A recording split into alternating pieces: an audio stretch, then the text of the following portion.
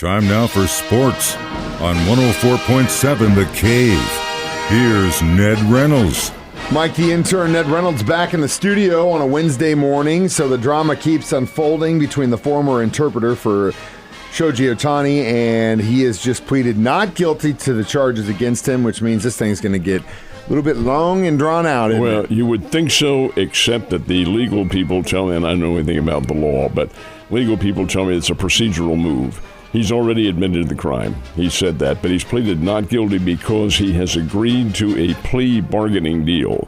And to agree to a plea bargaining deal, I guess you have to plead not guilty to do that. So they'll come up with some kind of an arrangement. They probably already have. And when that will be released, who knows? But the fact is that he's going to probably spend some time in that nice little hotel with the bars on the window and so forth and so on. And probably that may be reduced. That may be part of the plea bargain. But he will have to repay $16 million.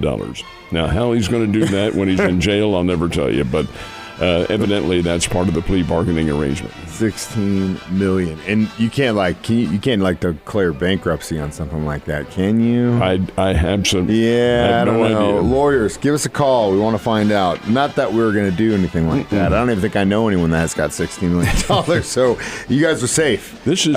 I'll tell you what surprises me about this. Part of the embezzlement was him going in and impersonating Shoji Ohtani. Yeah. But what is strange about that is Ohtani is 6'5". This guy's 5'10". Yeah, there's you mean the bankers don't know this? Well, they evidently weren't paying attention. Yeah. And I mean, a day in, day out, if the guy has the forms that he's supposed to have, that's really all they're looking at. They're not going out and saying, "And Ned, last time I saw you, you were a lot shorter, man. Well, you were in lifts in those shoes." Maybe they should do something about that and have a little personal check somewhere along the line. Yep. All right. So I know you were busy yesterday with the Springfield Sports Hall of Fame, and tell me who's getting inducted. These are the individuals. This is official now because we'll induct these individuals plus the legacy team into the Hall of Fame on October 1st out at Oasis, and this is really, really good. Art Haynes pointed out yesterday, this is an exclusive club now, the Springfield Sports Hall of Fame. We only take in 5, 6,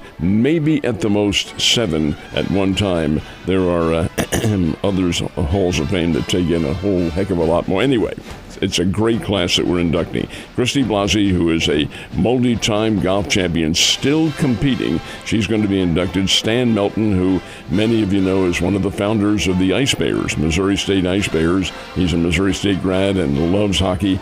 And the rink at the Jordan Valley Ice Park is named in his honor, the Stan Melton rink.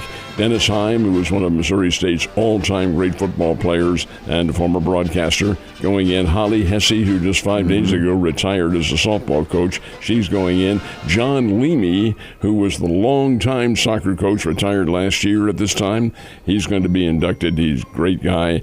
And the legacy team will be the Hillcrest baseball teams from 1970 before you moved here. They were champions under Dick Birmingham. I think I had something like 2 state championships and 3 runners-up, something like that. And in one class, and I think it may have been the team of 1978. Now, get this. This is really significant. I didn't know this until it was pointed out yesterday.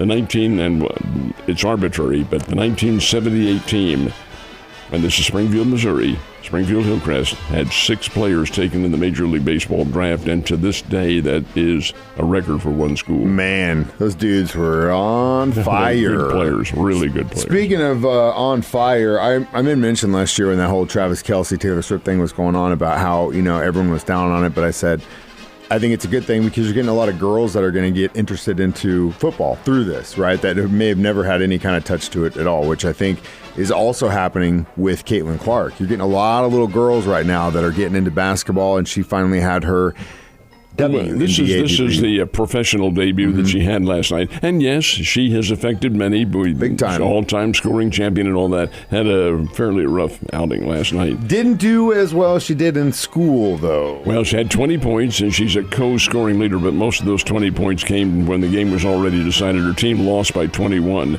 and she was up and down. She had to go to the bench for a while because of personal fouls. And this game was played on the road. It wasn't in Indianapolis. It was in Uncasville, Connecticut, where the Connecticut Sun play, and they are very good. You just got to remember, these are professional athletes, professional basketball players, gender notwithstanding. They've been playing the game for years, big, and so this is in college. And she'll get used to it. She'll be a good player. Last night a little bit rough, but hey, things will even out. I think things are coming through in frustration on those fouls. But yeah, there's a lot of Caitlin Clarks out there in the WNBA net. So were the Cardinals able to make it 3 straight? They were indeed. Now this is good. Cardinals are breaking out of their slump. Beat the Angels last night 7-6. Mike, the Angels are not very good. They've got a bunch of players on their team who really are AAA level as opposed to major leagues. Shohei Ohtani's not there. He's with the Dodgers now. And big Mike Trout is out for an extended period with a knee injury. They don't have anybody of any great name.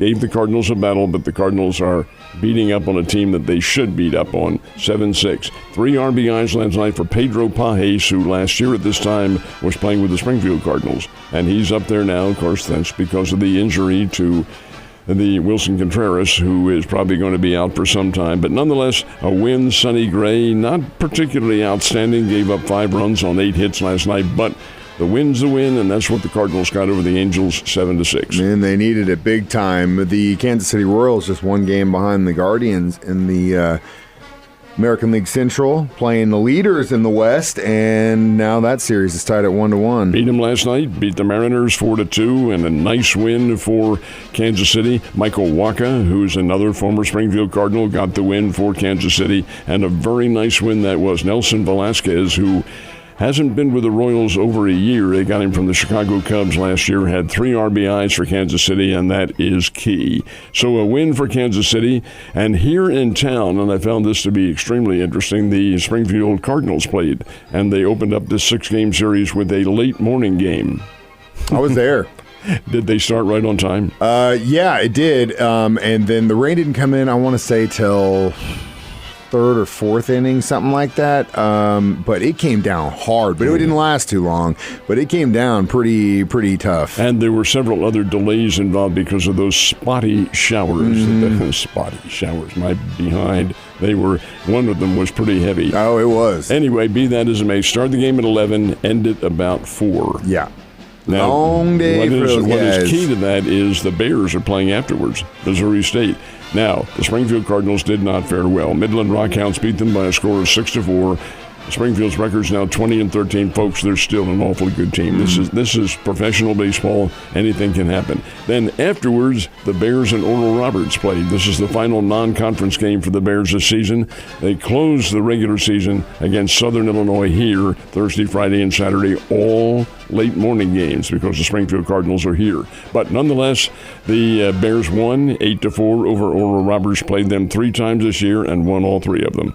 So going into the final series, the Bears are already into the Missouri Valley Conference Tournament. They'll be either 8th or 7th seed, but doesn't matter. They're in, and all the records are wiped out clean, so they will be playing postseason play in the conference tournament. How long they last? Well, who knows? But nonetheless, 2 games, and hey, congratulations to the ground crew getting that field ready for a 6:30 game after the first one ended at 4. That's pretty doggone good. And then getting ready for this weekend where they're going to be doing double duty 3 days in a row. Also, if you're looking to buy Ned a drink, you know where you can find him. He'll be at Hammons Field. Let's talk about hockey and basketball. Okay, in the basketball situation, New York Knicks walloped the Indiana Pacers 121-91. Knicks have commanded that series. The big one, Mike, was out in Denver. The Denver Nuggets and the Minnesota Timberwolves playing. Now remember, the Timberwolves won the first 2 games of that series in Denver.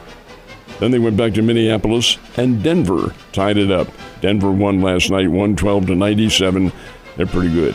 They are the reigning NBA champions, and they had their little behinds paddled a little bit by Minnesota to start this out. Well, they have learned from that now. They played very well.